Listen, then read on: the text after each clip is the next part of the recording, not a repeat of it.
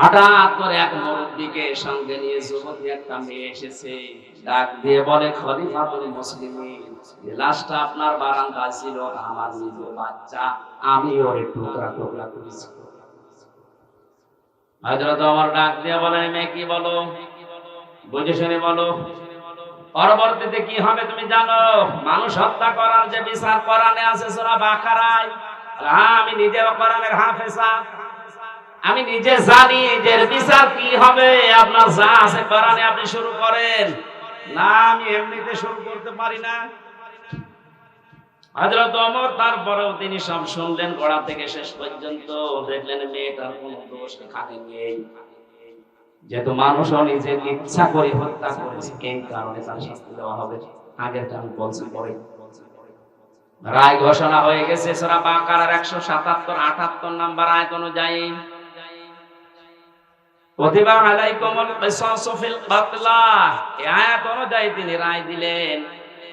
হঠাৎ করে তিনজন যুবক এসে বলে, খলিফা বিচারের রায়টা একটু থামান, দোষ ওই মেয়েটার না, দোষ আমাদের। বাবাকে নিয়ে জঙ্গলের পাশে বসবাস করতে মেয়েটা, আমরা তিনজন শিকারে গিয়ে যৌবনের তাড়নায় পড়ে মেয়েটাকে দেখে বাবাকে বেঁধে রেখে ওর সাথে আমরা অন্যায় আচরণ করি, শেষ পর্যন্ত আমাদের কারণে মেয়েটা গর্ভবতী হয়েছে। যদি বিচার করা লাগে তাহলে আমাদের করেন। হযরত ওমর চারজনকে সামনে নিয়ে ধমক দিলেন, কি 3 দিন কোথায় ছিলে? আমার এত বড় টেনশনের ভিতরে রাখলে কারণ কি? আমি চিন্তায় আমার খাওয়া দাওয়া ঘুম বন্ধ হয়ে গেছে। 3 দিন ভেতরে আসলে না, এখন হঠাৎ করে সব একটা একটা করে বের হচ্ছে। যুবকেরা বলছে, খলিফাতুল মুসলিমিন, আমরা যে সময় অন্যায় করেছিলাম ওই সময় আসতে চেয়েছিলাম, মনে মনে ভাবছিলাম যদি ধরা না পড়ে তাহলে তার অসুবিধা নেই, কিন্তু কোরআনে কারীম আমাদেরকে বাঁচতে দিল না। যেখানে যায় আমাদের কোরআন শান্তিতে থাকতে দেয় না, বারবার পেছনে যেন তাড়া করে বেড়ায় আমাদের বিবেকের উপরে। যেটা করেছো যদি এই গুনার বিচার দুনিয়ায় না হয়, কিয়ামতে আল্লাহ এই পাপের বিচার করবে। দিনাজপুরবাসী একটা কথা মনে রাখবেন, ইসলামের 500 শরীয়তের যে বিধান আছে, এটা যদি কারো দ্বারা লঙ্ঘন হয়ে যায়, যদি ওই বিচার দুনিয়াতে কোরআন অনুযায়ী আপনি না পান, না করতে পারেন, কিয়ামতের দিন কিন্তু ওই বিচার আল্লাহ কবুল করবে। কথা বুঝতেছেন? আমরা আর পারলাম না, কোরআন আমাকে তাড়া দিয়ে এই জায়গায় এনেছে, আপনি বিচার আমাদের করেন, মেয়েটিকে ছেড়ে দেন। হযরত ওমর বললেন, না, মেয়েটাকে আমি ছেড়ে দিতে পারতাম, কিন্তু যা বলেছে শেষে এসে সজ্ঞানে স্বেচ্ছায় নিজের বাচ্চাকে নিজে টুকরা টুকরা করেছে। এই কারণে মেয়েটা এবার বলে, খলিফা, আপনি তো এতক্ষণ শুনেছেন আমাদের দোষ না, আমার কোনো দোষ আসলে ছিল না, আমি তো নিরীহ ভাবে বসবাস করছিলাম। যুবকরা যৌবনের তাড়নায় শয়তানের ধোঁকায় পড়ে আমার ইজ্জত সম্মান নষ্ট করেছে। গর্ভবতী হওয়ার পরে বাচ্চাটা দুনিয়ায় এসেছে, মনে করলাম মাসুম বাচ্চা, এর তো দোষ নেই, কিন্তু এর জন্ম তো ঠিক নেই। আমি কোরআনে কারীমের হাফেজা, আমার পুরা কোরআন আয়াত আছে। কোরআন আমাকে বারবার ডাক দিয়ে বলে, ওয়াতুল্লিম বাদা যালিকা সালিম। আল্লাহ পাক জানিয়েছেন এই পৃথিবীতে কোরআনের ডাইরেক্ট ইনডাইরেক্ট যারা বিরোধী আছে তাদের 9টা গুণ আয়াতের পরবর্তীতে আছে। তাদের চরিত্রের ভেতরে 9টা গুণ পাওয়া যায়। 1 নম্বরে আপনি যখন দেখবেন কোরআনের বিরুদ্ধে ডাইরেক্ট হোক ইনডাইরেক্ট হোক কেউ যদি অবস্থান নেয়, ওটা জালিম, বদমেজাজি, ওটা যার সন্তান। আমি তো দেখতে পেলাম এর বাবা ঠিক নেই, এর বাবা তো একজন না কয়জন, 3 জন বাবা মিলে ওরে জন্ম দিয়েছে, ওটা যার সন্তান। আমার পেটে এসেছে তাতে কি, জন্ম হয়েছে, বড় হওয়ার পরে আমার পেটের সন্তান কোরআনের বিরুদ্ধে অবস্থান নেবে, আমি মা হয়ে থাকবো, তখন তো আমি মুরব্বী হয়ে যাবো, ওরে কিছু বলতেও পারবো না। এজন্য ছোটবেলায় ওরে বিদায় করে দিলাম, আমার পেট থেকে পুরো কোরআনের বিরুদ্ধে না যায়। আপনি এই কারণে বিচার করেন। যখন ফেরেশতা জিবরাইল বলেছেন, ইকরা বিসমি রাব্বিকাল্লাযী খালাক, একটা আয়াত না পরপর 5টা আয়াত তেলাওয়াত করেছিলেন। মুহাম্মাদুর রাসূলুল্লাহ সাল্লাল্লাহু আলাইহি ওয়াসাল্লাম জিবরাইলের সাথে একাধারে তিনি 5টা আয়াত পড়েছিলেন। বুখারী শরীফের হাদিসের ব্যাখ্যায় আমি দেখেছি জিবরিল জিজ্ঞাসা করলেন, এতক্ষণ আপনি পড়লেন না কেন?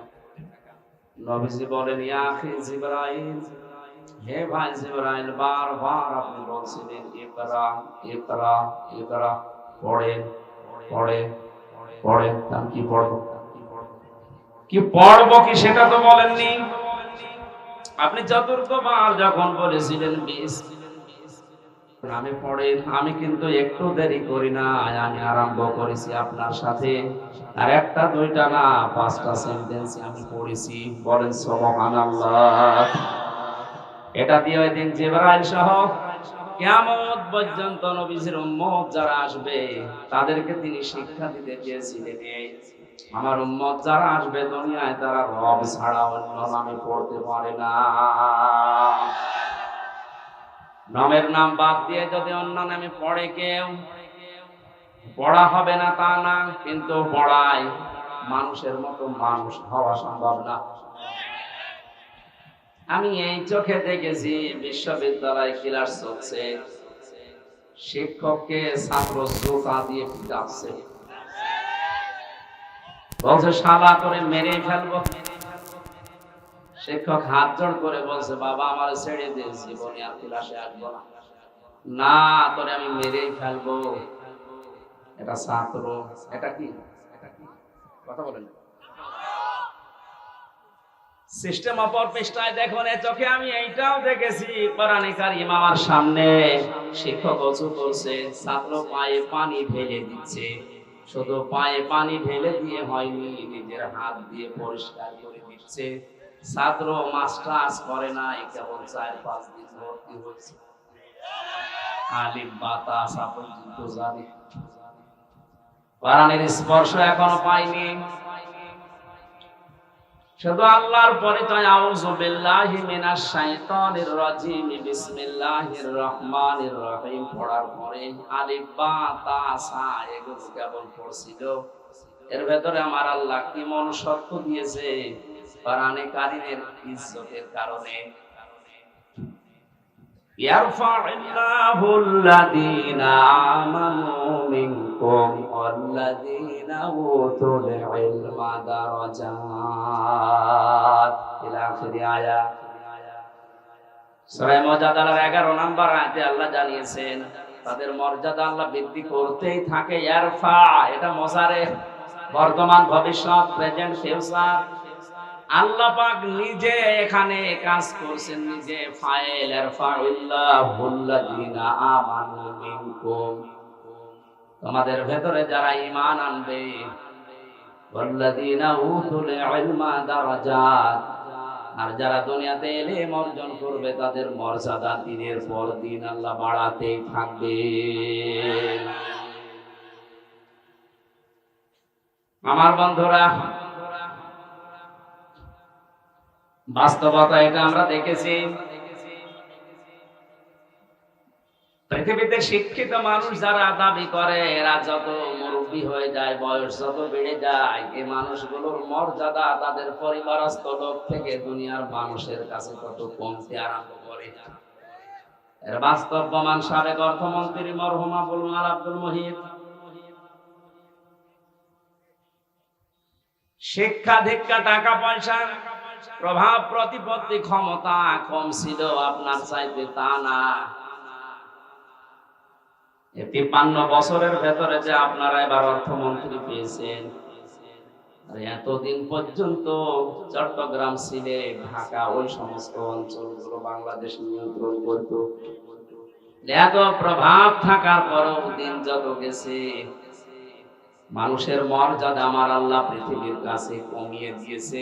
এমন কমিয়েছে, সন্তান পর্যন্ত অনেকে বাড়িতে রাখতে চায় না।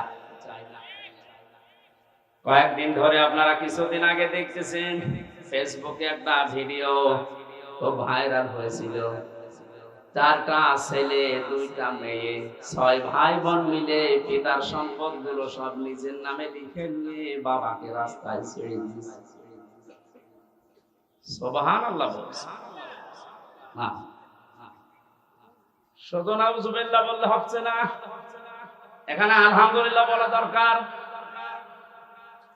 এ লোকটাকে 95 বছর বয়সে 6 ভাই বোন মিলে রাস্তায় এমনিতে ছেড়ে দেয়নি, কারণ বেটা সারা জীবনে এই 6টা ছেলে মেয়েকে অনার্স মাস্টার্স করিয়েছে, কিন্তু আল্লাহর পরে যে তার স্থান সেইটা জানায়নি। এটা জানানোর জন্য সে জায়গাগুলো দরকার, সেখানে সে ঘৃণা করত, সে দিত না। এই জন্য তার কপালে কি জুটেছে দেখেন। শুধু তার কপাল না, এই ভিডিওটা দেখার পরে আমার মনে হচ্ছে বাংলাদেশে আজ অনেক মুরব্বীর কপালে এইটাই জুটবে। কারণ বৃদ্ধাশ্রম গুলো খোঁজ নিয়ে দেখেন কোন আলেমের মা বাবা আছে কিনা। কোরআন যারা জানে বসে পড়ে তাদের মা বাবা ওখানে আমি পাইনি। আমি যতগুলো বৃদ্ধাশ্রমে ঘুরে ঘুরে দেখেছি, আমার এই ছোট জীবনে প্রায় 25টার উপরে বৃদ্ধাশ্রম দেখলাম। সেই রাঙ্গামাটির লংগদু থানা থেকে শুরু করে বাংলার বিভিন্ন প্রান্তে কোন জায়গায় কোন আলেমের মা বাবা বৃদ্ধাশ্রম করে কাঁদতেছে আমি পাইনি। কারণ আলেমরা জানি আমার আল্লাহর পরে মুরব্বির স্থান আমার কাছে। নিজে খেতে না পারলেও দরকার হয় ভিক্ষা করে এনে খাওয়াবে, অথচ ওই 6টা ছেলে মেয়ের ভেতরে আল্লাহর পরে মা বাবার স্থানে জ্ঞান কোনোদিনও মুরব্বি দেয়নি। ও জানবে কি করে? এই জন্য কায়দা কৌশল করে ফাঁকি দিয়ে মা বাবার সম্পদ গুলো নিজেদের নামে 6 জন লিখে নিয়ে মুরব্বির ছেড়ে দিয়েছে। এটা ছেড়ে দেওয়ার পেছনে যে কয়টা কারণ, তার অন্যতম হচ্ছে 6 ছেলে মেয়ের স্বামী আর তাদের বউগুলো মুরব্বিকে এখন তারা বোঝা মনে করে। এই কথা বলে না, যাদের সাথে বিয়ে দিয়েছিল এইগুলো এবং ওই মেয়েগুলো ওই জামাইগুলো যদি সত্যিই কোরআনে কারিমের জ্ঞানী জ্ঞানী হতো, মুরব্বিকে রাস্তায় ছেড়ে দেওয়া না, 6 ভাই বোন মিলে আমার মনে হয় মিনি জান্নাতের ভেতরে রেখে দিত। সবগুলো হায়ার এডুকেটেড, সব অনার্স মাস্টার্স করা, তো তাদের ভেতরে এইটা নেই যে বিরুদ্ধে নারাজ হয়ে গেলে আল্লাহর আরশ নারাজ হয়ে যাবে, এটাও জানে না। এই শিক্ষা তাকে দেওয়া হয়নি।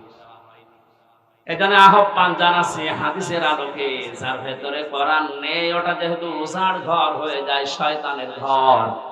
96% মুসলমানের দেশে আমরা এরকম ঘরের অন্তর নিয়ে বাঁচতে চাই না, আমরা মানুষের অন্তর নিয়ে বাঁচতে চাই। নবীজি যেহেতু নবুয়ত পাওয়ার পরেই আল্লাহর নাম ছাড়া পড়তে রাজি হননি, আমাদের ছেলে মেয়ে প্রজন্ম যারা আসবে তারা আল্লাহর নাম ছাড়া পড়বে না। এটা যদি মনে করেন রাজনীতি কোন দলের কথা, অপেক্ষা করেন কয়েকদিন পরে ওই মুরব্বীর মতো আপনারও বাড়ি থেকে বের করে দেবে। কারণ আপনার ছেলে মেয়ে তো জানেন যে আপনি কি, আল্লাহর পরে যে আপনার স্থান ওরা তো জানেই না। এজন্যই তো বারবার আহ্বান জানাচ্ছে যারা দায়িত্বে আছেন শিক্ষা ব্যবস্থায় 1 থেকে মাস্টার্স পর্যন্ত 100 মার্কের কোরআনে কারীম কম্পালসারি করে দেন। জীবনেও এ দেশে আর কোনোদিন কিয়ামতের আগে বৃদ্ধাশ্রম তৈরি হবে না। বৃদ্ধাশ্রম তৈরি করা হালাল, হারাম কি বলেন? প্রকাশ্য হারাম কাজ। কোরআনে যত ব্যাখ্যামূলক শব্দ আমি পেয়েছি, সবচাইতে বেশি শব্দ পেয়েছি মার বাবার নামে। কোন জায়গায় 3টা, 5টা, 7টা, 9টা, 11টা, 13টা, 17টা, 22টা, এত ব্যাখ্যা দুনিয়ায় কারণ আমি কোরআনে পাইনি। আল্লাহ রাব্বুল আলামিন বলেন আখফিদ লাহুমা জানাহাদ-দুল্লি মিনার রাহমাহ ওয়া কুর রাব্বিরহামহুমা কামা রাব্বায়ানি সাগীরা। আলেম যারা আছেন তাদেরকে বলছি, এবার সারা জীবনে আয়াতটা জন্মের পর থেকে আমরা অনেকে পড়েছি, এর ভেতরে একটা গোপন রহস্য আছে। আমার আল্লাহ কি সেট করেছেন তাকান তো ব্যাখ্যায়। আল্লাহ পাক বলেন আখফিদ, খফজন মানে উপরে দেওয়া। পৃথিবীর সন্তানদেরকে আমার আল্লাহ যেন নিজে চোখে আঙ্গুল দিয়ে হাত ধরে বলতেছে, হে পৃথিবীর সন্তানেরা, ডাউন করে দে, এরপরে ফল কর। কে ডাউন করার পরে ফল করবে? জানাহাজ বললে, জানাহন মানে ডানা, জানাহন মানে বলেন না কেন? আমার প্রশ্ন, পৃথিবীর কোন মানুষের ডানা আছে? আছে? নেই। ডানা তো পাখির হয়, ডানা তো এরোপ্লেনের হয়, ডানা তো হেলিকপ্টারের হয়, মানুষের তো কোনো ডানা হয় না। তাহলে আয়াতটা মিথ্যা।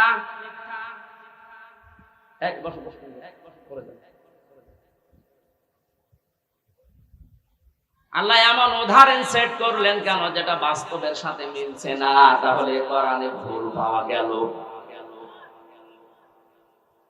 না, মানে আপনার মিলিয়ে দেওয়া লাগবে। আসলে আল্লাহ পাক পাখির ডানা হাওলাত করে নিয়ে এসে আমারে লাগিয়ে দিয়েছে হামজা। এই যে লাগিয়ে দিলাম, জানাহাজ যুল্লি মিনার রাহমা। তোর ডানার যত রহমতের বিষয়গুলো আছে সব মা বাবার জন্য ডাউন করবি, এরপরে ফল করে দিবি। আর এরোপ্লেন থেকে, হেলিকপ্টার থেকে ডানা নিয়ে এসে লাগালেন না কেন? পাখির ডানা দিলেন। হেলিকপ্টারের ডানা ডাউন করার পরে ফল করলে আর হবে না। 2 নাম্বার, এই ডানার ভেতরে এমন শক্ত কিছু ধাতু দেওয়া আছে যেটা কোমল হওয়া, নরম হওয়া, সফট হওয়া কখনো সম্ভব না। কিন্তু পাখির ডানা আল্লাহ হাওলাত করেছিলেন এই কারণে, কারণ এর ভেতরে এমন কিছু পর আছে, পালক আছে যেটা সফট, নরম, কোমল।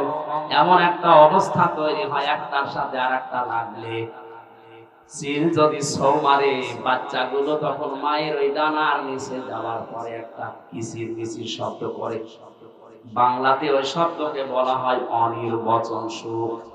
কি বললাম? একটা অনির্বচন সুখ বাচ্চারা অনুভব করেন।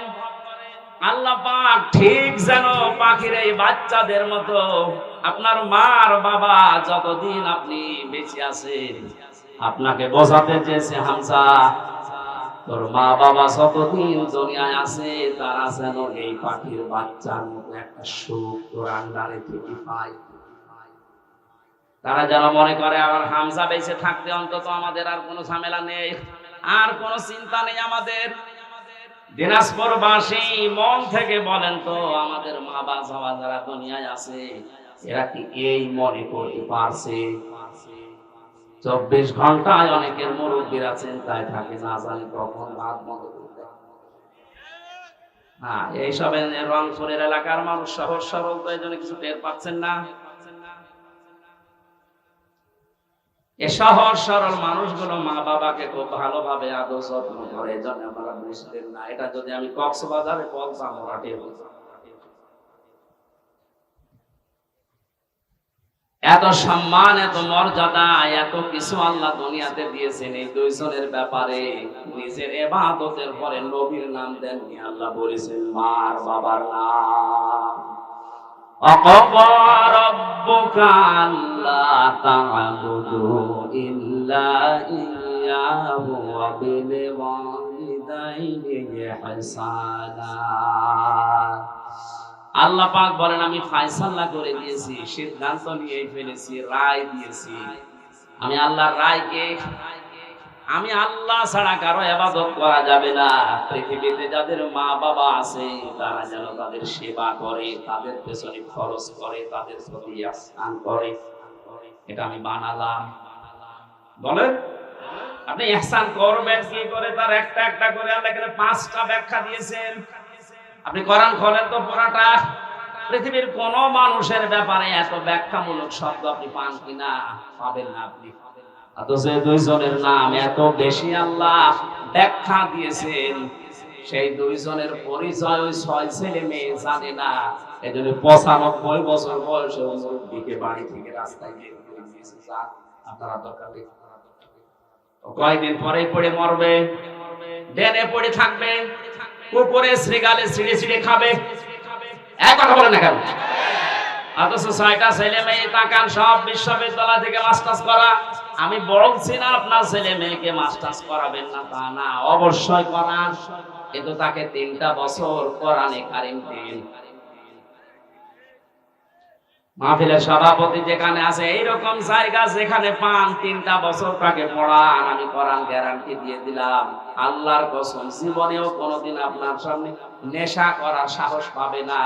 2 নম্বরে কোনোদিন আপনার মর্যাদা হানি করতে দেবে না। রাঙ্গামাটির লংগদু থেকে আসার সময় দেখি এক মুরব্বী কাঁদতেছে, বৃদ্ধাশ্রমে মুরব্বী মানুষ, প্রায় 80 বছরের উপরে বয়স। আমার নিয়ে গেল কমিটি, বলছে হুজুর দেখেন, যে দেখি সন্তানটা পাশে বসে আছে, উনি কলেজের অধ্যাপক, চট্টগ্রাম বিশ্ববিদ্যালয় থেকে অনার্স মাস্টার্স করে এসে কোন কলেজে যেন অধ্যাপনা করছে। আজ 1 মাসের বেশি হয়ে গেল এই মাকে রেখে গেছে বৃদ্ধাশ্রমে। 1 মাস মরে পরে যেহেতু টাকা দেওয়া লাগে, আজকে এসেছে টাকা দেওয়ার জন্য। মা ছেলেকে ডাক দিয়ে বলছে, বাবা আমি যখন মারা যাব তখন আমার মাথার উপরে এই ফ্যানটা এটা পাল্টিয়ে নতুন ফ্যান লাগিয়ে দিবি। ছেলে বলছে, মা তুমি তো মরেই যাবে, তখন আবার ফ্যান কি হবে? মা বলছে লাগবে, কারণ 1টা মাস এখানে আমি আছি, ফ্যানটা ঘরে না। কর্তৃপক্ষকে বারবার আমি বলেছিলাম, কিন্তু ওরা কথা আমার শোনে না, কারণ শুধু টাকা দিয়ে যাস না। 1 মাস পরে আজকে ওরা খবর দিয়ে তোকে নিয়ে এসেছে। বাস্তবতা আমি যেটা দেখলাম, আমার তো মনে হচ্ছে আমি মারা যাওয়ার পরে তোর যখন এই বয়স হবে, তোর ছেলে মেয়ে মিলে তোকে এখানে দিয়ে যাবে। তোর তো আবার ফ্যান ছাড়া ঘুম হয় না, ছোটবেলা থেকে তোকে বাতাস দেওয়া ছাড়া আমি ঘুম পাড়াতে পারি না, তোর কষ্ট হবে রে বাবা, তুই আগে থেকেই ব্যবস্থা করে যা, আমি মারা যাওয়ার পরে তুই ফ্যানটা পাল্টিয়ে দিবি। দেখলাম ওর সামনে ওর হাতের উপরে মা মারা গেল, হাও মাও করে কেঁদে বলছো, হুজুর দোষ শুধু আমার একা নাই, দোষ আমার বোর। মা 2টা ছেলে মেয়ে আছে, তাদের মুখের দিকে তাকে আমি তালাকও দিতে পারি না। শেষ পর্যন্ত বউ আমারে বারবার এ তাড়না দিয়েছে, বুড়ি বাড়ি থাকলে তোমার ভাত আমি খাবো না। আমি তো সংসারটা ভাঙতে পারলাম না। মাকে এই বৃদ্ধাশ্রমে শেষ পর্যন্ত রেখে গিয়েছিলাম। বাবা আমার 10-12 বছর আগেই মারা গেছে, বহু কষ্ট স্বীকার করেছিল মা আমার জন্য, প্রতিদান আমি দিতে পারলাম না। আজকে আমার হাতের উপরে মারা গেল। দিনাজপুরবাসী, বান্দরবন, রাঙ্গামাটি, লংগদু শুধু ওই মুরব্বী না, আমার মনে হয় অনেক মানুষ এখন দিনাজপুর ওই রকম অবস্থায় আছে।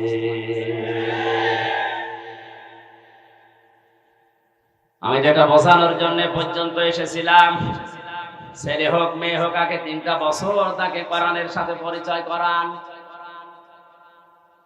ওর অন্তরটা মানুষের অন্তর হবে, উজাড় গৃহ শয়তানের ঘর হবে না। তখন আপনি কি ও বুঝবে যে আল্লাহর পরে আপনার স্থান, তামাম দুনিয়া একদিকে চলে গেল, আপনাকেও ছাড়বে না।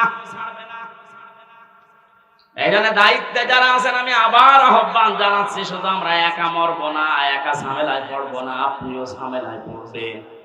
কোরআনে কারিমকে এখন কম্পালসারি করেন, আপনিও বাঁচবেন, আমরাও বাঁচতে পারবো। কথা বলেন ঠিক কিনা? যে কোরআন না থাকলে মানুষের হৃদয় আর হৃদয় থাকে না, শয়তানের ঘর হয়ে যায়, উজাড় গৃহ হয়ে যায়। সেখান থেকে বাঁচাতে আজকের এই যুব সমাজ কোরআন কিছু না কিছু হলেও আমাদের অন্তরে যেন প্রবেশ করে। আয়োজনে যারা আঞ্জাম দিয়েছে, আমরা খুশি হয়ে ধন্যবাদ দিয়ে বলছি আলহামদুলিল্লাহ। নবীজি জানিয়েছেন, মান ক্বারাআল কুরআনা, যে ব্যক্তি কোরআন পড়ে, এদিকে তাকান, মান ক্বারাআল কুরআনা, যে ব্যক্তি কোরআন পড়ে, ফাস্তাজহারাহু, এবং একে ইজহার করার চেষ্টা করে। ইজহার মানে, ইজহার শব্দের শাব্দিক অর্থ 99টা। ইজহার মানে স্পষ্ট করা, ইজহার মানে প্রকাশ করা, ইজহার মানে দাঁড় করানো, ইজহার মানে প্রতিষ্ঠিত করা, ইজহার মানে কায়েম করা। সবগুলো অর্থ একটা একটা করে অভিধানে মিলান, আপনি পেয়ে যাবেন। সুতরাং যে ব্যক্তি কোরআন পড়বে এবং কোরআনকে কায়েম করার জন্য চেষ্টা চালাবে, কেন আল্লাহর নবী ফাস্তাজহারাহু দিলেন? নবীজি তো আমাদের মতো বাসাল ছিলেন, আন্দাজে করতেন নাকি? ওনার প্রতিটি কথার ভেতরে কোনো না কিছু লুকিয়ে আছে। এর পরের শব্দের দিকে তাকান, ফাহাল্লা হালালাহু ওয়া হারামা হারামাহু। এই যে ফা দিয়েছেন মাঝখানে, আগের দুইটা শব্দ বলার পরে ফা দিয়ে বাক্য আরম্ভ করলেন। হালাল হারামের কথা এখানে বলার কথা ছিল না। কোরআনকে ইজহার করার পরে তিনি ফাহাল্লা হালালাহু ওয়া হারামা হারামাহু দিয়েছেন এই কারণে, কারণ কোরআন যদি প্রতিষ্ঠিত না থাকে, কোরআন যদি কায়েম না থাকে ব্যক্তি, পরিবার, সমাজ, রাষ্ট্রে, তাহলে ওই দেশে বসবাস করে এমন হালাল জিনিস আছে কি হালাল জানা মানা যায় না। এটা তো বাংলাদেশে নেই। আমার কথা কি বুঝতেছেন? কোরআন যদি ইজহার না থাকে, কায়েম না থাকে, হারামকে হারাম জানার পরও ছেড়ে দেওয়া যায় না, এমন জায়গা এদেশে আছে। এবার শব্দের দিকে খেয়াল করেন, মান করাল কোরআনা, শব্দটা করা দিয়েছেন। ওরা কোরআন শরীফ পড়ে আমি পেয়েছি কোরআন পড়ার ব্যাপারে যত শব্দ, তিনটা শব্দ সবচাইতে বেশি। করা, রাতালা, তালাওয়া, কয়টা? অভিধান দেখেন, এই তিনটা শব্দের শাব্দিক অর্থের ভেতরে চারটা শর্ত আছে। যে ব্যক্তি কোরআন পড়তে চায় তাকে শুদ্ধ করে পড়া লাগবে। যে ব্যক্তি কোরআন পড়তে চায় কোরআনকে তাকে বুঝতে হবে। আমি নাম নিলাম না, একজন মনে করেন এখানে আছে তার বাবা মারা গেছে, সভাপতি সহ আমার মতো আরো 5 জনকে নিয়ে বলছে হুজুর কোরআন খতম করে দে। ওরা কোরআন খতম করে ফেললাম, উনি আমাদের হাদিয়া তোফা সম্মান দিয়ে বিদায় করবে না করবে না? বলেন না কেন? ওরা কোরআন শরীফ শেষ করে হাদিয়া তোফা দিয়েছে, খাবার দাবার দিয়ে সম্মান দিয়ে বিদায় দেবে। হঠাৎ করে যদি মহতামিম সাহেব বলে ওই ভাইকে ডাকেন তো, আপনাকে বাড়িওয়ালা ডাক দিয়ে যদি বলে যে পুরা কোরআন শরীফ আমরা খতম করে ফেললাম, কিছু বুঝেছে বলতে পারবে?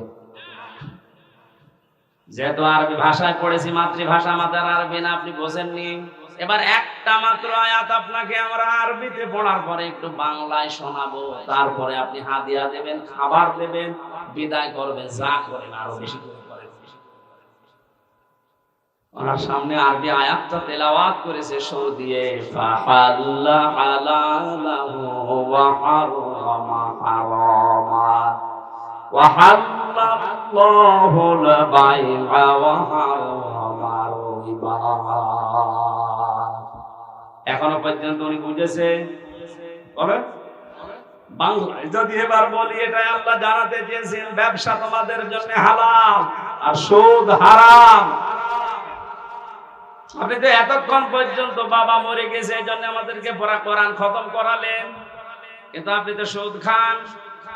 এবার যা টাকা দিয়েছিল, খাবার দিয়েছিল, সব পিটিয়ে বের করবে। এটা বলছেন এখন।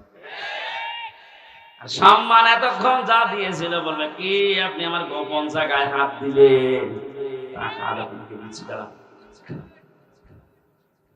যেহেতু আমাদের মাতৃভাষা আরবি না, এই জন্য আমরা হয়তো বুঝি নাই।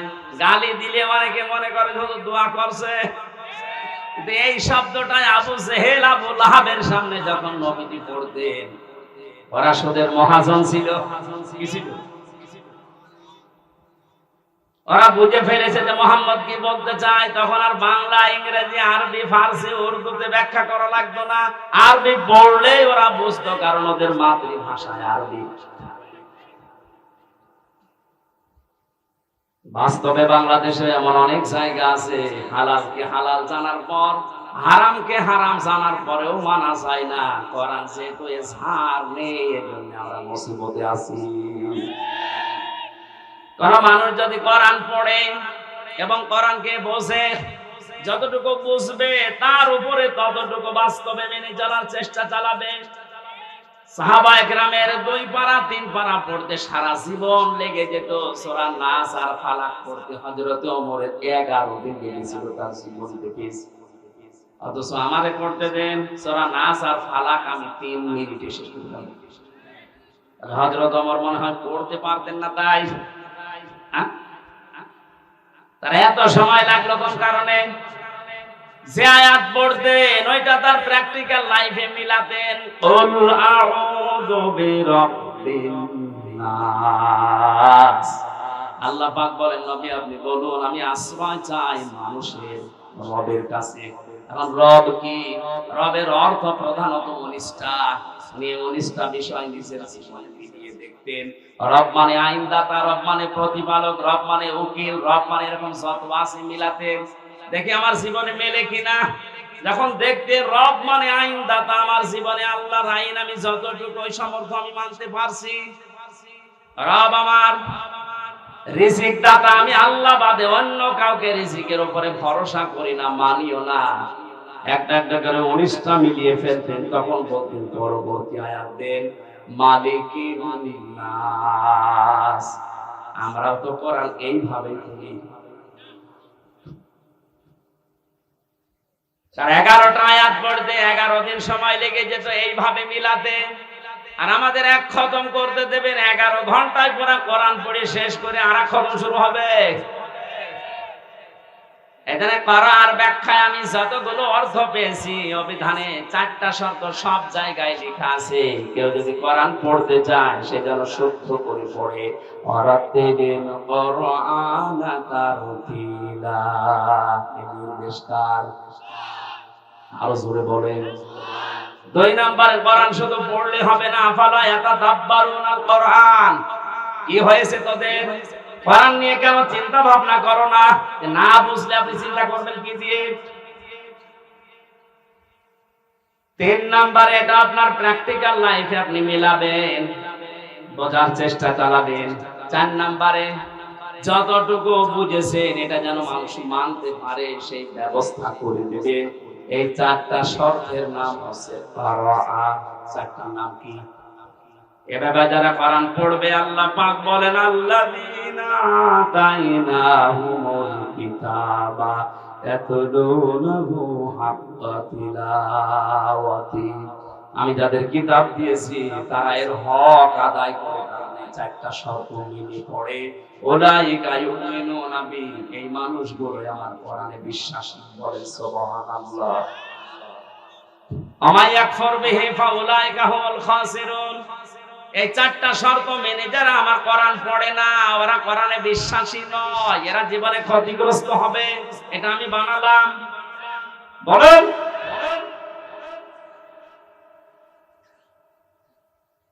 কুষ্টিয়া বিশ্ববিদ্যালয়ে প্রথম যখন ফার্স্ট ইয়ারে 10 সালে ভর্তি হয়, ওই সময় কুষ্টিয়ার মডেল থানার ওসি আসাদুজ্জামান আমাকে বলেছিল, হুজুর আমার পড়ান। কি কোরআন তো আপনি ভালোই পড়তে পারছেন না? আর প্রথম বললাম সূরা ফাতিহা পড়ে শোনান তো। একেবারে গ্রামার যা আছে সব আছে, আয়াত আছে, সুন্দর করে তেলাওয়াত করে আমারে শুনিয়েছে। বললাম আপনারে পড়াবো, কি পড়াতে হচ্ছে? উনি আমারে বলছে না, আপনি যেভাবে আরবি পড়লে অর্থ বোঝে আমার ওই কায়দা করে দিন। ওই কায়দা করতে কি 2 দিনে হবে?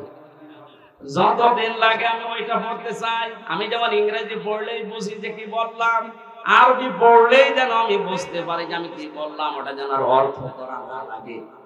1 বছর উনি ওখানে ছিল, পুরাটা বছর ওনার পেছনে শ্রম দিয়ে অন্তত কিছু না হলেও কিছু আমি উপরে তুলেছিলাম। একদিন এক লোক টাকা নিয়ে এসেছে ওনার কাছে, ওই সময় পড়াচ্ছিলাম। বলছে স্যার আমার এটা নেন আর ওই মালটা ছেড়ে দিন। আমার বলছে হুজুর কি করবো? কি করবেন? আপনারা কোন আয়াত পড়ান? ওই দিন আবার ছিল ঘুষের আয়াত, লা তাকুলু আমওয়ালাকুম বাইনাকুম বিল বাতিল, আয়াত পড়াচ্ছিলাম। আপনারা কেবল পড়ালাম কি? বলছে হ্যাঁ আমি বুঝে পেয়েছি। ওই সময় দেখলাম নিজেও না লোকটারে গরম দিলে, হেই বেটা আমি কোরআন পড়ে আর তুমি ঘুষ দিচ্ছ। তাড়িয়ে দিয়েছিল ওই সময়, পরে নিয়েছে কিনা আমি জানি না। তো এরকম যদি হাদিয়া মাসে 10টা পায়, ওটা তো নেওয়া লাগে। এখন রিটায়ার্ড করেছে স্যার, দোয়া করি স্যারের জন্য, স্যার যেন যেভাবে ছিল ওই সময় ওটা যেন মরণ পর্যন্ত টিকে থাকতে পারে। বলে না আমি আমার ভাইরা, আমি যেটা বোঝাতে চাচ্ছিলাম, কোরআনে কারীম যারা এই 4টা শর্ত মেনে পড়ে আর একে ইজহার করার জন্য দুনিয়ায় চেষ্টা চালায়, কায়েম করা, প্রকাশ করা, প্রতিষ্ঠিত করা, স্পষ্ট করা, দাঁড় করানো, এটা যদি দাঁড় হয়ে যায় আপনি বাধ্য হবেন হালালকে হালাল জানার পরে মেনে নিতে। আপনি পারবেন না, হালালকে হালাল জানার পরে মেনে না নিতে পারবেন না, এ পরিবেশ তৈরি হয়ে যাবে।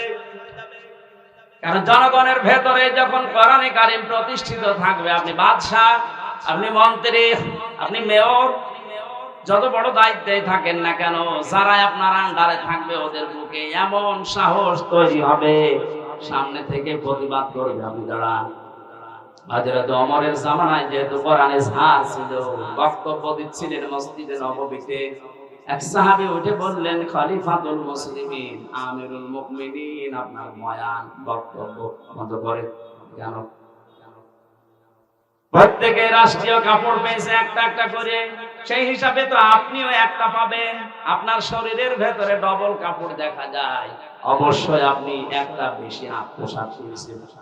আমার মনে হয় কোন চেয়ারম্যান না, কোন মেম্বার না, মেম্বারের চান্স আছে এটা। ওর সামনেও যদি কেউ এরকম প্রতিবাদ করে যে কাবি খা, ওইটা কই, ওরে 10 বছর জেল খাটা লাগবে। আর সরাসরি প্রেসিডেন্টের সামনে দাঁড়িয়ে প্রতিবাদ করছে সাধারণ একজন মানুষ। হযরত ওমর ওই বয়ান বন্ধ করে দিয়েই বললেন, আল্লাহর নবীর সাহাবীরা, ঠিক আছে আমি জবাবটা আগে দিয়ে নেই, আমি নিজে দেব নাকি আমার সামনের কাতারে আমার ছেলে আব্দুল্লাহ আছে ও দেবে? হযরত আব্দুল্লাহ উঠে বললেন, বন্ধুরা, প্রত্যেকেই একটা একটা করে কাপড় পেয়েছে, আমিও একটা পেয়েছিলাম, আমার বাবাও একটা পেয়েছে। যেহেতু বাবাকে মাঝে মাঝে বিদেশি প্রতিনিধি দলের সাথে সাক্ষাৎ করা লাগে, জুমার দিন নামাজ আদায় করানো লাগে কেন্দ্রীয় মসজিদে, ঈদের সময় নামাজ পড়ানো লাগে, বাবার এই রকম জামা নেই, এজন্য আমার কাপড়টাও বাবাকে দিয়েছি, 2টা কাপড় মিলে বাবা আমার কাপড় তৈরি করেছে।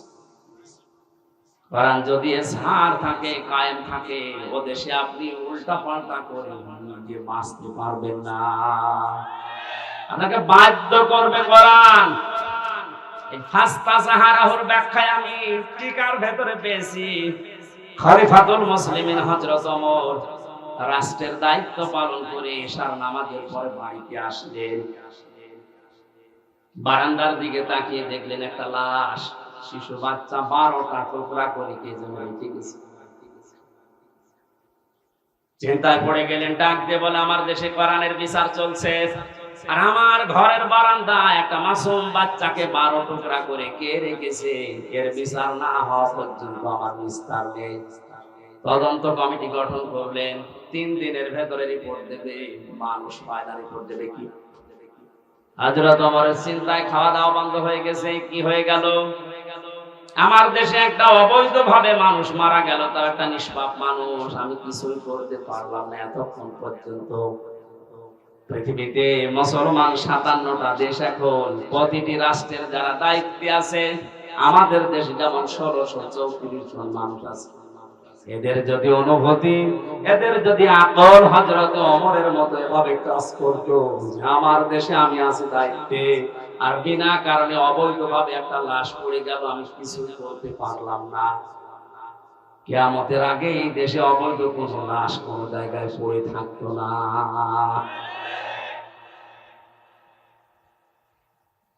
ওনার মাথা নষ্ট হয়ে গেছে। কি হয়ে গেল কিছু পর্যন্ত এখনো আমার কাছে রিপোর্টই আসে না। হঠাৎ করে এক মুরব্বিকে সঙ্গে নিয়ে যুবতী একটা মেয়ে এসেছে, ডাক দিয়ে বলে, খলিফাতুল মুসলিমিন, এই লাশটা আপনার বারান্দায় ছিল, আমার নিজের বাচ্চা, আমি ওর টুকরা টুকরা করেছি। হযরত ওমর ডাক দিয়ে বলে, মেয়ে কি বলো, বুঝে শুনে বলো, পরবর্তীতে কি হবে তুমি জানো? মানুষ হত্যা করার যে বিচার কোরআনে আছে সূরা বাকারায়, আমি নিজেও কোরআনের হাফেজা, আমি নিজে জানি এর বিচার কি হবে। আপনার যা আছে কোরআনে আপনি শুরু করেন না, আমি এমনিতে শুরু করতে পারি না। হযরত ওমর তারপরেও তিনি সব শুনলেন গোড়া থেকে শেষ পর্যন্ত, দেখলেন মেয়েটার কোনো দোষ এখানে নেই, যেহেতু মানুষও নিজে ইচ্ছা করে হত্যা করেছে, এই কারণে তার শাস্তি দেওয়া হবে। আগেরটা আমি বলছি পরে। রায় ঘোষণা হয়ে গেছে সূরা বাকারার 177-78 নাম্বার আয়াত অনুযায়ী, কুতিবা আলাইকুমুল কিসাসু ফিল কাতলা, এই আয়াত অনুযায়ী তিনি রায় দিলেন। হঠাৎ করে 3 জন যুবক এসে বলে, খলিফা বিচারের রায়টা একটু থামান। দোষ ওই মেয়েটার না, দোষ আমাদের। বাবাকে নিয়ে জঙ্গলের পাশে বসবাস করতে মেয়েটা, আমরা তিনজন শিকারে গিয়ে যৌবনের তাড়নায় পড়ে মেয়েটাকে দেখে বাবাকে বেঁধে রেখে ওর সাথে আমরা অন্যায় আচরণ করি। শেষ পর্যন্ত আমাদের কারণে মেয়েটা গর্ভবতী হয়েছে। যদি বিচার করা লাগে তাহলে আমাদের করেন। হযরত ওমর 4 জনকে সামনে নিয়ে ধমক দিলেন, কি 3 দিন কোথায় ছিলে? আমার এত বড় টেনশনের ভিতরে রাখলে কারণ কি?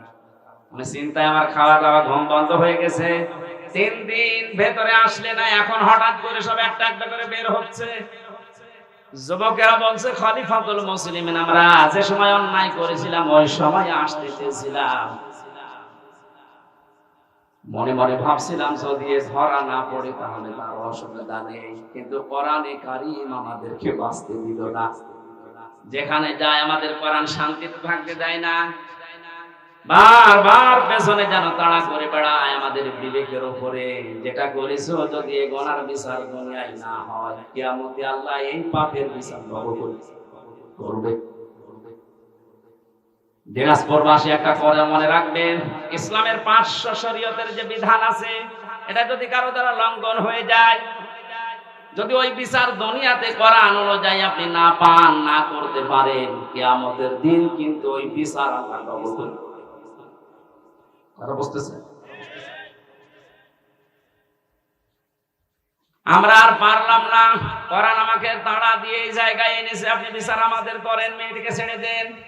হযরত ওমর বললেন, না, মেয়েটাকে আমি ছেড়ে দিতে পারতাম, কিন্তু যা বলেছে শেষে এসে সজ্ঞানে স্বেচ্ছায় নিজের বাচ্চাকে নিজে টুকরা টুকরা করেছে। এই কারণে মেয়েটা এবার বলে, খলিফা, আপনি তো এতক্ষণ শুনেছেন আমাদের দোষ না, আমার কোনো দোষ আসলে ছিল না, আমি তো নিরীহ ভাবে বসবাস করছিলাম। যুবকরা যৌবনের তাড়নায় শয়তানের ধোঁকায় পড়ে আমার ইজ্জত সম্মান নষ্ট করেছে। গর্ভবতী হওয়ার পরে বাচ্চাটা দুনিয়ায় এসেছে, মনে করলাম মাসুম বাচ্চা, এর তো দোষ নেই, কিন্তু এর জন্ম তো ঠিক নেই। আমি কোরআনে কারীমের হাফেজা, আমার পুরা কোরআন আয়াত আছে। কোরআন আমাকে বারবার ডাক দিয়ে বলে, ওয়াতুল্লিম বাদা যালিকা সালিম। আল্লাহ পাক জানিয়েছেন এই পৃথিবীতে কোরআনের ডাইরেক্ট ইনডাইরেক্ট যারা বিরোধী আছে তাদের 9টা গুণ আয়াতের পরবর্তীতে আছে। তাদের চরিত্রের ভেতরে 9টা গুণ পাওয়া যায়।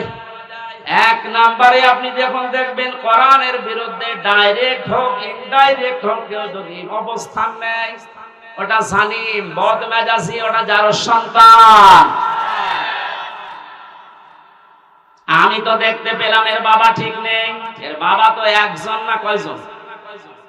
3 জন বাবা মিলে ওরে জন্ম দিয়েছে, ওটা যার সন্তান। আমার পেটে এসেছে তাতে কি?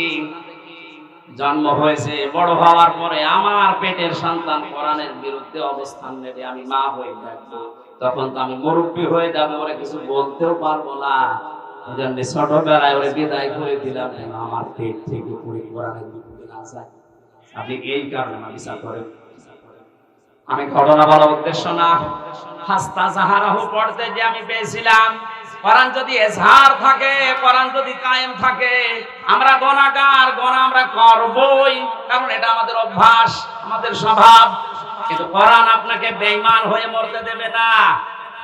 গুনাহ করলেও দুনিয়া থেকে বিদায় নেওয়ার আগে এমন কায়দা, এমন কৌশলে, এমন জায়গায় ফেলবে আপনি যেন নিষ্পাপ হয়ে মারা যেতে পারে, মরণের পরে পাপের শাস্তি যেন পাওয়া না লাগে।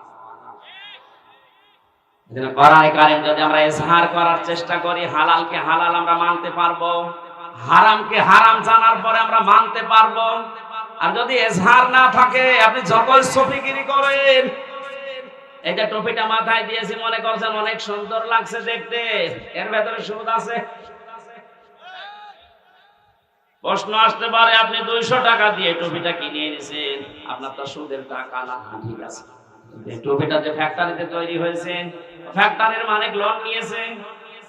এক কথা বলছেন না, যতদিন পর্যন্ত এদেশে যাকাত ভিত্তিক অর্থনীতি কায়েম না হবে, তার মানে কোরআন কায়েম না হবে, ততদিন আপনি ফেরেশতা জিবরাইল যদি দিনাজপুরে বাস করে, ও ডাইরেক্ট ইনডাইরেক্ট সুদখোর।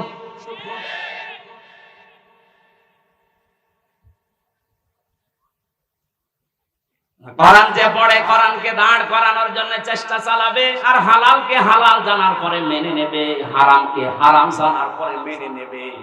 আল্লাহর নবী বলেন আদখালাহুল্লাহুল জান্নাহ, আল্লাহ তাকে জান্নাতে দিয়ে দিয়েছে। না দিবে না? আপনি আলেম, এখানে বসে আছেন আলেমেরা। আদখালাহুল্লাহুল জান্নাহ, আল্লাহ তাকে জান্নাতে দিয়েছে না দেবে? দিয়েছে। আদখালা ইয়াদখুলু, এটা মাজির সিগা, অতীতের শব্দ। নবীজি কেন দিয়েছেন? তার মানে সত্যি যদি কেউ কোরআন ওই চারটা শর্ত মেনে পড়তে পারে, আর কোরআনকে ঝাড় করার জন্য, দাঁড় করানো, প্রতিষ্ঠা করার জন্য সারা জীবন চেষ্টা চালায়, হালালকে হালাল জেনে হারাম হারাম মনে করে যদি ছেড়ে দিতে পারে, যেন বিশ্বাস করে নেয় আল্লাহ তাকে জান্নাতে দিয়ে দিয়েছে। বাড়ি যাওয়ার পরে খেয়ে দিয়ে সুবহানাল্লাহ বলবেন। কি বললাম আপনি টের পাচ্ছেন? শুধু এতটুকু নবীজি শেষ করেননি, আশাফাহু ফি আশারাতিন মিন আহলি বাইতিহি কুল্লুহুম ক্বাদ ওয়াজাবাত লাহুন নার, তার ব্যাপারে এমন 10 জনের পক্ষে সুপারিশ গ্রহণ করার ক্ষমতা আল্লাহ তাকে দেবেন। তার পরিবারস্থ লোকদের ভেতর থেকে যাদের উপরে জাহান্নাম ওয়াজিব হয়ে গিয়েছিল। এই যে সম্মানটা এই কোরআনের কারণে, কিসের কারণে? এই কোরআন শোনার জন্য, বোঝার জন্য, আমল করার নিয়তে যারা বসে আছি, আমরা সেই কোরআনে কারীম থেকে আরম্ভ করছি তাফসীর আকারে সূরা আলে ইমরানের 133 134 দুইটা আয়াত পড়েছি। তাফসীর আকারে আমরা একটা করে যাব ইনশাআল্লাহ। জবান খুলে কোরআনের আয়াত থেকে শিক্ষা নেওয়ার উদ্দেশ্যে পড়েন আউযু বিল্লাহি মিনাশ শাইতানির রাজিম। গরমে কি আপনারা সব গরম হয়ে গেছে? জবান খুলে পড়েন, শয়তান যেন আশপাশে না থাকে। আউযু বিল্লাহি মিনাশ শাইতানির রাজিম। বিসমিল্লাহির রহমানির রহিম।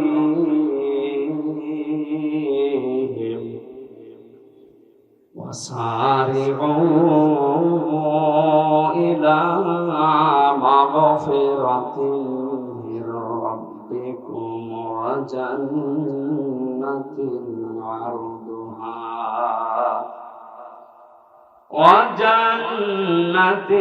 عرضها السماوات والأرض أعدت للمتقين।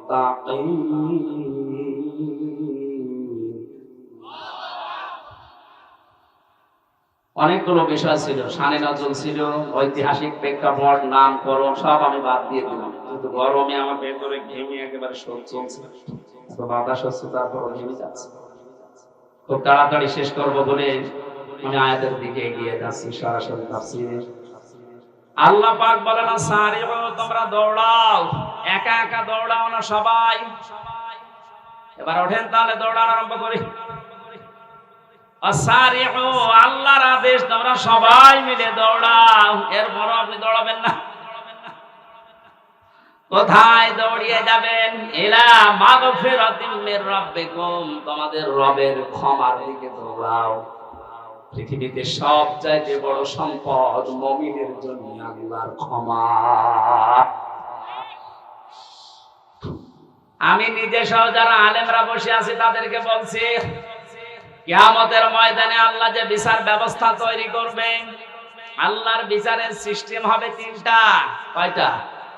বলেন বলেন। 1 নম্বরে, আমার আল্লাহ যদি ন্যায় বিচার করে কেউ বাঁচতে পারবে না। কথা বলেন না কেন? আল্লাহ রাব্বুল আলামিনের বিচারে কোনো অবিচার বলতে কিছু নেই। আল্লাহর বিচারে কোনো অবিচার। আরে জবাব দেন না কেন? আল্লাহর বিচারে অবিচার আছে? ন্যায় বিচার করলে কেউ বাঁচবে না। অবিচারও নেই, ন্যায় বিচার করলেও বাঁচবেন না, করবে কি? আল্লাহ পাক যদি ক্ষমা করে দেয় দয়া করে কাউকে, তার গফফার নামের খাতিরে এই লোকটাই শুধু জান্নাত পাবে। নবীজি মাঝে মাঝে বলতেন আল্লাহর ক্ষমা ছাড়া কেউ জান্নাত পাবে না। সাহাবীরা বলেন হে নবী আপনি? নবীজি কেঁদে কেঁদে বলতেন সাহাবীরা আমিও আল্লাহর দয়া ছাড়া ক্ষমা ছাড়া জান্নাত পাবো না। এই জন্য আল্লাহ এদের প্রথম শব্দে দিয়েছেন দৌড়াও আল্লাহর ক্ষমার দিকে। এটা যদি সত্যি তুমি না পাও, আমার যে বানানো বাগান যে জান্নাত ওইটার আশা তুমি করতে পারো না। কাবা শরীফ যারা তাওয়াফ করে, সভাপতি যেহেতু হাজী সাহেব, ষষ্ঠ চক্করে আমরা সবাই মিলে একটা দোয়া পড়ি আল্লাহর কাছে, আল্লাহুম্মা ইন্না আলাইয়া হুকুকান ফীমা বাইনি ওয়া বাইনিকা। আর অনেকগুলো কথা আছে। আল্লাহকে কাবার সামনে নিয়ে বলা হয় রব্বুল আলামিন তুমি আমার মালিক, আমি তোমার গোলাম। মালিক আর গোলামের ভেতরে অনেক দেনা পাওনা আছে। আমি গোলাম হিসাবে তুমি মালিক যা দেবে তো সব দিয়েছো, নেই থেকে তুমি আমাকে হামজা বানিয়েছো। উল্লেখ করার মতো আমি চেয়ারম্যান, কিসের চেয়ারম্যান আমি উল্লেখ করার মতো কিছু ছিলাম না। ওনার বয়স যদি এখন 50 বছর হয়, 51 বছর আগে উনি কিছু ছিল দুনিয়ায়? এই কথা বলে না কেন? হাল আতা আলাল ইনসানি হিনুম মিনাদ দাহরি লাম ইয়াকুন শাইআম মাযকুরা। মানুষের জীবনে কি এমন সময় অতিবাহিত হয়নি যখন সে আলোচনা করার মতো, উল্লেখ করার মতো কিছু ছিল না। মায়ের গর্ভের ভেতরে যখন বাবার এই নাপাক পানিটা দ্রুত গতিতে এসে পড়ে, বিজ্ঞান এখন কম্পিউটারে দেখতে পাচ্ছে এই পানিটা বাবার স্ফলিঙ্গ দিয়ে দ্রুত গতিতে বের হয়ে মায়ের রেহেম পর্যন্ত যাওয়ার যে রাস্তাটা, এখানে কমপক্ষে 40,000 মানুষ তৈরি হতে পারে। মায়ের জরায়ুর দেওয়ালের সাথে কেউ ধাক্কা লেগে বিভিন্ন কায়দায় পড়ে মরে মরে যায়। ওখানে যে পৌঁছায় শুধু হামজা একা। আমি পৌঁছানোর পরে 40 দিন এভাবে করে বিভিন্ন রূপ আমাকে আল্লাহ নিচে দান করেন। ওয়াজআলা লাকুমুস সামআ ওয়াল আবসারা ওয়াল আফইদা। সূরা নাহাল 14 নম্বর পারা, 14 নম্বর পৃষ্ঠা, 14 নম্বর লাইনের 58 নম্বর আয়াতের মাঝের অংশে আছে আল্লাহ বলেন শ্রবণ শক্তি, দর্শন শক্তি, বাক শক্তি, আকেল শক্তি আর ঘ্রাণ শক্তি, এই পাঁচটা আমি আল্লাহ আমার রব নামের কারণে আমি তাকে দিয়েছি। বাবার যে নাপাক পানিটা বের হয়েছিল, বিজ্ঞান এখন প্রমাণ করছে এই নাপাক পানিটা দিয়ে মহান আল্লাহ এই যে 40 দিন পার হয় মনে করছেন এমনি এমনি না। এটা দিয়ে আল্লাহ 4টা জিনিস 40 এর ভেতরে তৈরি করে ফেলেন। চুল, রক্ত, হাড় আর পর্দা, রক্ত, গোশত, চর্বি আর চামড়া। মায়ের রেহেমে যে নাপাক পানিটা ছিল এটা দিয়ে 4টা, বাবারে নাপাক পানি দিয়ে 4টা, 8টা জিনিস এক হয়। আপনি 8 জিনিস দিয়ে জীবন মানুষ বানাতে পারবেন না। কমপক্ষে মানুষ বানাতে হলে 13টা জিনিস লাগবে। কয়টা বলেন বলেন? এটা তাফসিরে, আধুনিক তাফসির যেগুলো আছে এগুলো কম্পিউটারের সাথে মিলিয়ে দেখবেন, পেয়ে যাবেন। আগেকার তাফসির মুহতামিম সাহেবরা যারা পড়েছে, আগের তাফসিরে আলাক মানে যোগ লেখা ছিল। আলাক মানে মাটির নির্যাস, জমাট বাঁধা রক্ত, এগুলো পেয়েছে। আধুনিক তাফসির যেগুলো বের হচ্ছে কম্পিউটারের সাথে মিলিয়ে দেখবেন, আলাক মানে শুধু জমাট বাঁধা রক্ত না, আলাক মানে ঝুলন্ত। আলাক মানে 40 দিন মায়ের রেহেমের ভেতরে হামজা ঝুলেছিল এভাবে। এটা আপনি এখন দেখতে পাবেন। আমি যেহেতু ওই আয়াত পড়ি না, এই জন্য ওই দিকে যাচ্ছি না। 40 দিনে 6 মাস যখন হয়ে যায় মায়ের পেটে, তখন আমার খাবারের প্রয়োজন দেখা দেয়। পৃথিবীর কোন মানুষ আমাকে ওই জায়গায় খাবার দেয়নি। মহান আল্লাহ তার রব নামের খাতিরে না চাওয়ার আগে খাবার পৌঁছিয়ে দিয়েছে। আল্লাহ রাব্বুল আলামিন বলেন 13টা জিনিসের ভেতরে যেহেতু 8টা পেয়েছি, এখনো 5টা লাগবে। আমি যে রব নাম নিয়েছি, এজন্য রবের কারণে তোরে 5টা জিনিস ফিরিয়ে দিয়েছি। তার ভেতরে শ্রবণ শক্তি, দর্শন শক্তি, বাক শক্তি, আকল শক্তি আর জ্ঞান শক্তি। একটাও যদি কম দিতাম, দুনিয়ায় আসতে কিন্তু পূর্ণাঙ্গ হয়ে আসতে পারতে না। আমরা পৃথিবীতে এসে হয়তো এগুলো অনেকে নষ্ট করে ফেলি। যে আমার কানটা আজ 2 দিন আমি নষ্ট করে ফেলেছি। এই ভক্তবৃন্দ যারা আছে এরা আদর করে আমার আইসক্রিম খাওয়াইছে।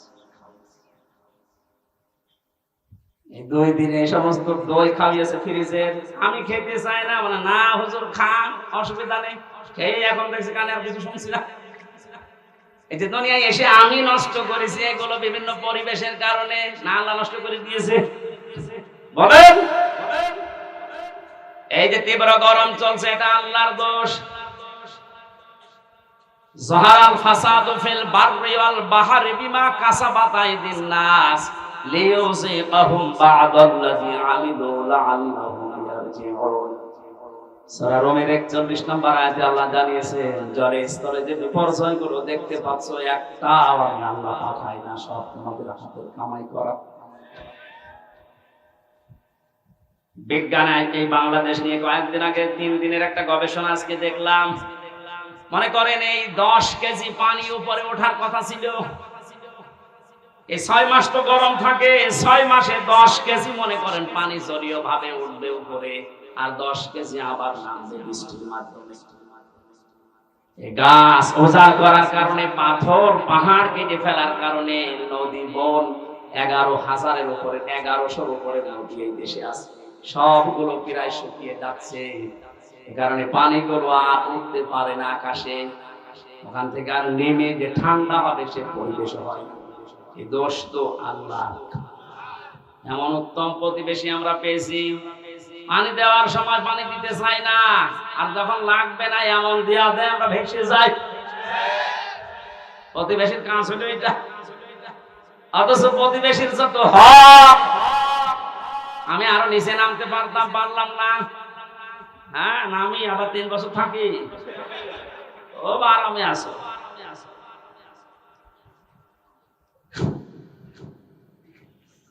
বিভিন্ন ধর্মীয় গোড়ামি বিশ্বাসের কারণে ওই সমস্ত জাতিরা তারা বিভিন্ন জিনিস পুড়িয়ে ফেলে, অথচ ওগুলো পুড়িয়ে ফেলার নিয়ম না।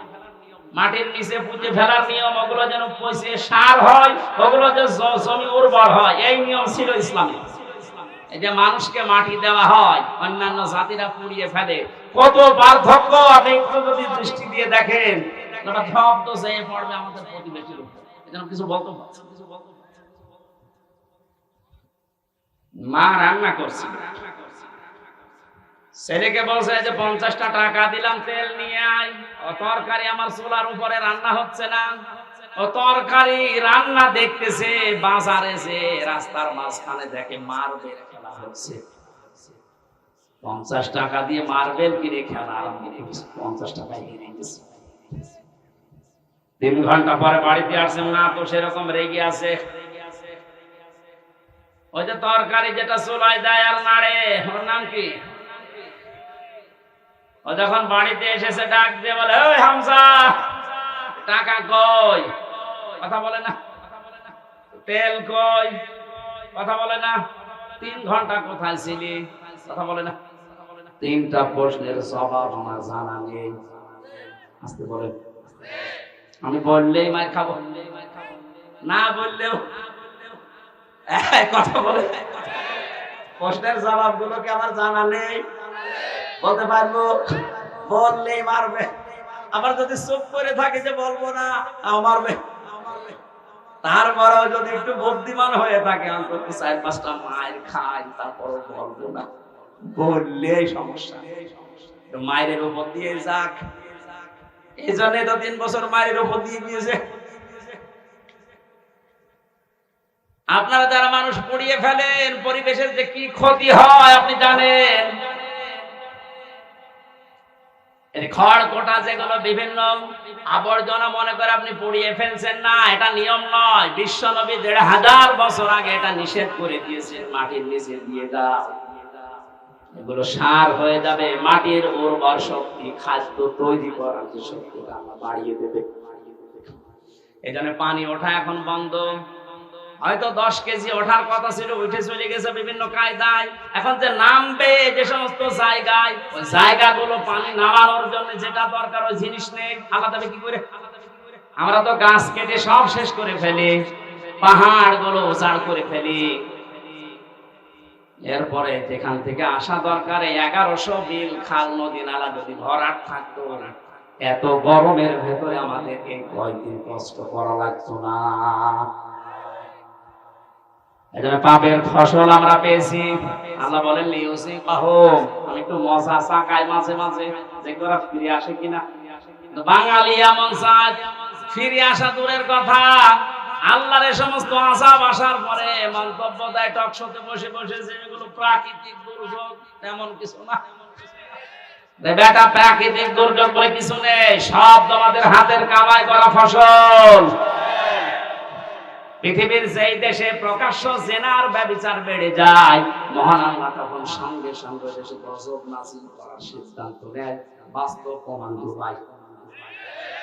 এই কথা বলো না কেন? আমেরিকায় এত জেনা হয় না। বড় বড় ভবনগুলো সব জেনার কারখানা। আল্লাহর শরীরের বাইরে চলে গেছে, বিমানবন্দর পর্যন্ত ভাসিয়ে দিয়েছে। যা এখন এই ঘাস শুকিয়ে উঠতে ওদের 10 বছর লাগবে।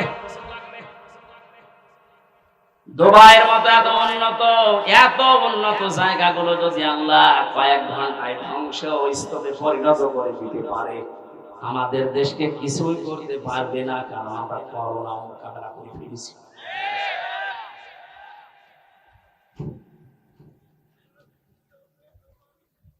না ভাই, হচ্ছে না। আমরা যেন ফিরে আসি, আল্লাহ আযাব গজব গুলো মাঝে মাঝে পাঠায়। আমরা তো ফিরে আসি না, আমাদের বৃষ্টি আরো বাড়ে। জোরে বলেন নাউযুবিল্লাহ। আজ আমাদের এই পাপের ফসলের কারণে হাজারো সৃষ্টি কষ্ট পাচ্ছে। বলেন, একটু ভেবেছেন এই 5টা জিনিস আল্লাহ যেটা দান করেন নিজের পক্ষ থেকে, যদি একটাও কম দিত, আপনি মনে করেন শ্রবণ শক্তি পাননি, কালা হয়ে দুনিয়ায় আসতেন, কত রকমের সমস্যা হতো আপনি টের পাচ্ছেন না। যদি দর্শন শক্তি আল্লাহ না দিত, আমি নিজে বাস্তবে দেখেছি, কুমিল্লায় এক মাহফিলে খাবার খাচ্ছিলাম, হঠাৎ বিদ্যুৎ চলে গেল। পাশে এক অন্ধ বসে খাবার খাচ্ছিল। আমরা চিল্লা পাল্লা করছি, তাড়াতাড়ি কারেন্টের ব্যবস্থা করেন, আলো কই। হঠাৎ অন্ধ আমার হাত চেপে ধরে বলছে, হুজুর মাত্র 2 মিনিট কারেন্ট চলে গেছে, আপনি চিল্লাচ্ছেন। অথচ 11 বছর 40 বছর হয়ে গেল আমার জীবনে কোনো কারেন্ট নেই। 40টা বছর আমি চোখে দেখি না, আমি তো চিল্লালাম না।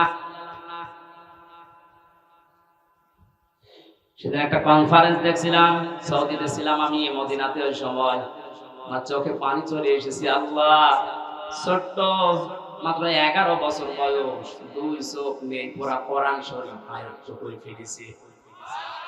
সুন্দর করে তেলাওয়াত করছিল।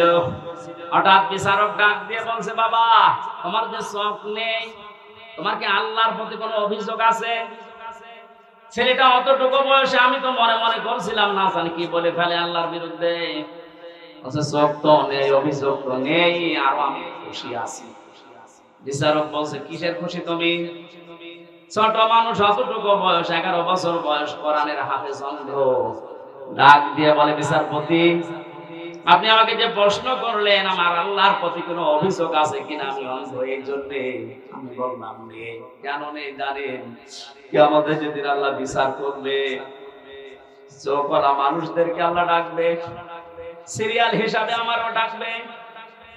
আমি অন্তত আল্লাহকে ওই সময় বলতে পারবো, মাবুদ দুনিয়াতে আমাকে কিছুই দেখতে দাওনি, চোখের কোনো গুনাহ আমার দ্বারা হয়নি, আজকে এই ওসিলায় হলেও কিছুটা আশা আমার করতে দাও।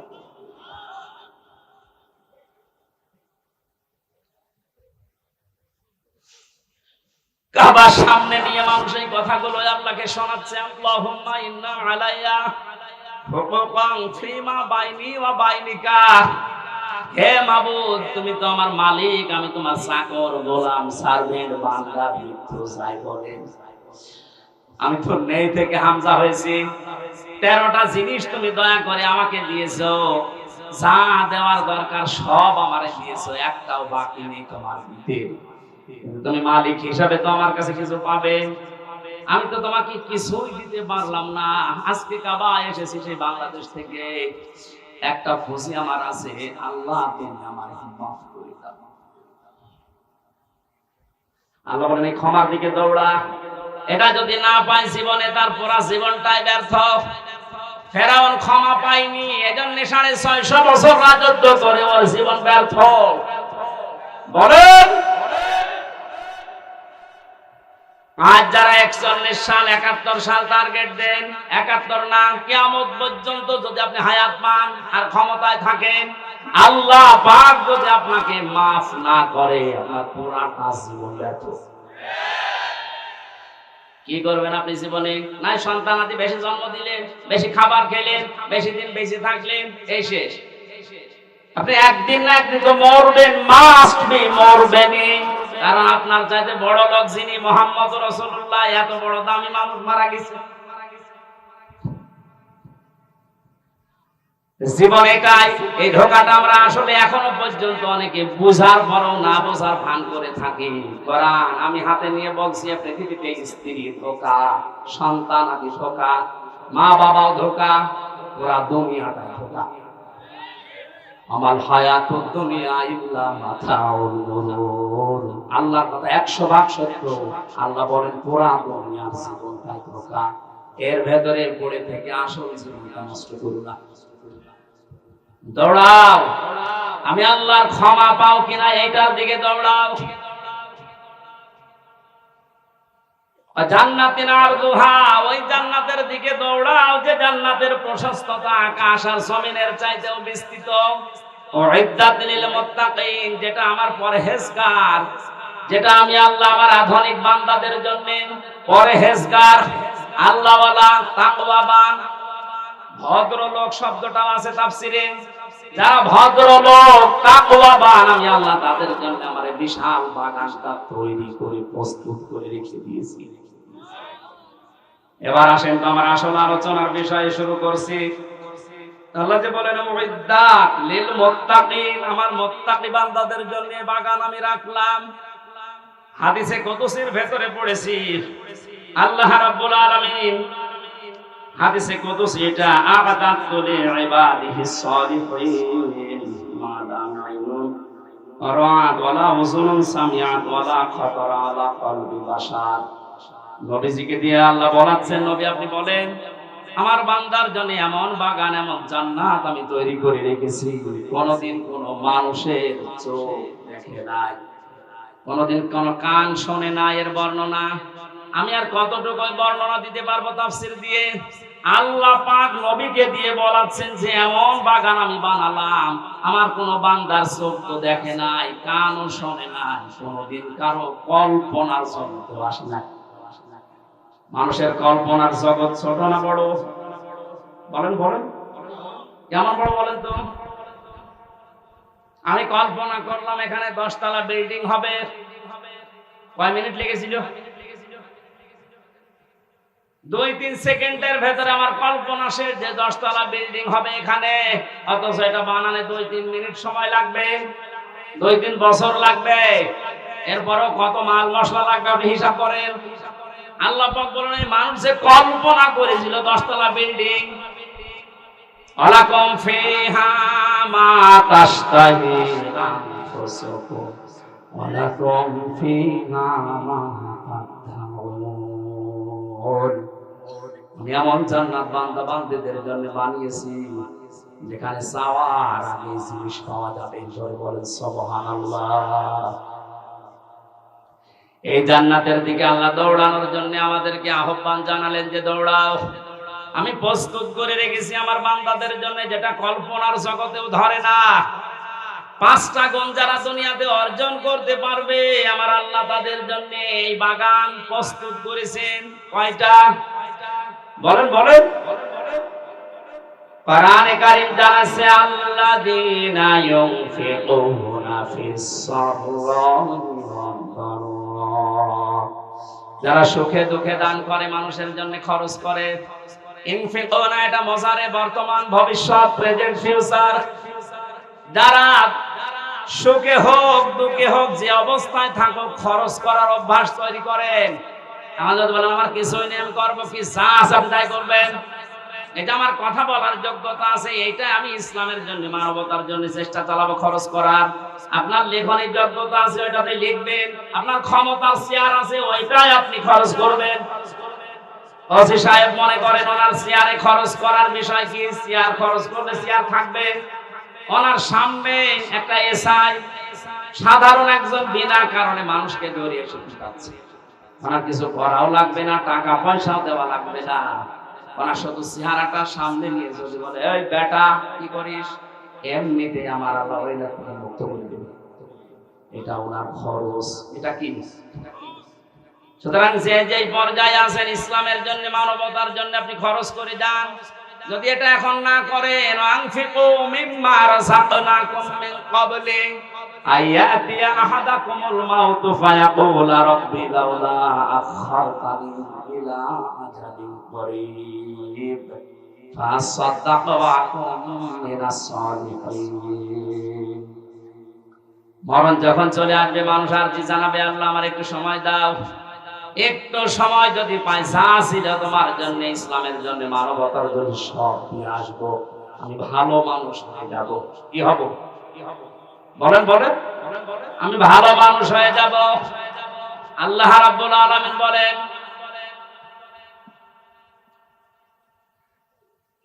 আলা ইউআখিরাল্লাহু নাফসান ইযা জাআ আজালুহা আল্লাহু খাবীরুম বিমা তা'মালুন। এই আয়াতটা আমি বাস্তবে মিলিয়েছিলাম রিমান্ডে থাকাকালীন। একটু খেয়াল করে, আমাদের বাংলাদেশ, ভারত, পাকিস্তানের মুসলমানদের ইসলামের এই আইনগুলো, এই আয়াতগুলো মেনে নেওয়া, আর মধ্যপ্রাচ্যে যারা মুসলমান বাস করে তাদের এই আয়াতগুলো মেনে নেওয়া এক না। ওরা কোরআনের এই আয়াতটাই অন্যভাবে মানতেছে, আমরা যেভাবে মানি বিশ্বাস করি এইভাবে না। রিমান্ডে যে অফিসার হিন্দু মানুষ, মানে আমার শোনাচ্ছিলেন যে আমি ওমানে ছিলাম 3 বছর, 2 বছর, 2টা বছর আমি এক হোটেলে খাবার খেতাম। যে দেখেছে হোটেলের মালিক উনি টাকাগুলো গুনতেছে, গণনা করে টাকা নেয়, ক্যাশে বসে আছে, আর যে পানি দেয়, রুটি দেয়, খাবার নিয়ে আসে, তরকারি নিয়ে আসে, ওই লোকটা ছেলে। আমি প্রশ্ন করলাম আপনি দোকানের মালিক, এত টাকা পয়সা আপনার, আর আপনার ছেলে আপনার সামনে কর্মচারী, তাও মানুষের, সাধারণ মানুষের খেদমত করে, রুটি টেনে দেয়, পানি টেনে দেয়, একটা কাজ করলেন আপনি। মনে ওনার ভাষায় কোরআনের একটা সূরা তাগাবনের 14 নম্বর আয়াতটা পড়ে এই হিন্দুকে শুনিয়েছে। হিন্দুরা দেখলাম অনেক আয়াত বুঝতে পারছে, মানে বছর হুজুর আমার শোনালে সূরা তাগাবনের 14 নম্বর আয়াত, ইয়া আইয়ুহাল্লাযীনা আমানু ইন্না মিন আজওয়াজিকুম ওয়া আওলাদিকুম আদুওয়াল লাকুম ফাহদারুহুম ইলা আখির আয়াত। পুরোটা পড়েছিল। হে ঈমানদারেরা, তোমাদের স্ত্রী সন্তান এগুলো দুনিয়ায় মাঝে মাঝে তোমাদের শত্রু হয়ে দেখা দেবে, তাদের সাথে সতর্ক থাকো। দোকানদার ওনাকে ওনার ভাষা দিয়ে বলছিল, ভাই আপনি কি জাতিতে আমি জানি না, তবে আমার এই সন্তানের প্রতি আমার 4টা দায়িত্ব ছিল, 4টাই আমি পালন করেছি। কোরআনে কারীম আমাকে বারবার এই আদেশ দেয় যে সন্তান দুনিয়াতে আসার পরে তার একটা সুন্দর অর্থবোধক নাম রাখো, আমি বাবা হিসাবে রেখেছি। 2 নম্বরে আমার দায়িত্ব ছিল তাকে জ্ঞান শিক্ষা দেওয়া, কোরআনের হাদিসের আমি যতটুকু সমর্থ আছে আমি দিয়েছি, ইসলাম মানতে পারে এই অবস্থা তার আছে। 3 নম্বরে সৎ একটা পাত্রী দেখে তাকে পাত্রস্থ করেছি আমি, একটা কোরআন হাদিস জানা আল্লাহ ওয়ালা একটা মেয়ে লোক তাকে আমি এনে দিয়েছি। 4 নম্বর একটা হালাল কর্মজীবন তৈরি করে দেওয়া, বাবা হিসাবে আমার দায়িত্ব আমি দিয়েছি, আমার যতটুকু সমর্থ ছিল। পরে তো ঘোষ দিয়ে আমি কোন চেয়ারে বসিয়ে দিতে পারি না, ওর যে যোগ্যতা ছিল ওই অনুযায়ী ওকে 20-22 হাজার টাকা মনে করেন কামাই করার মতো একটা তৈরি করে দিয়েছি আমি, আমার দায়িত্ব শেষ।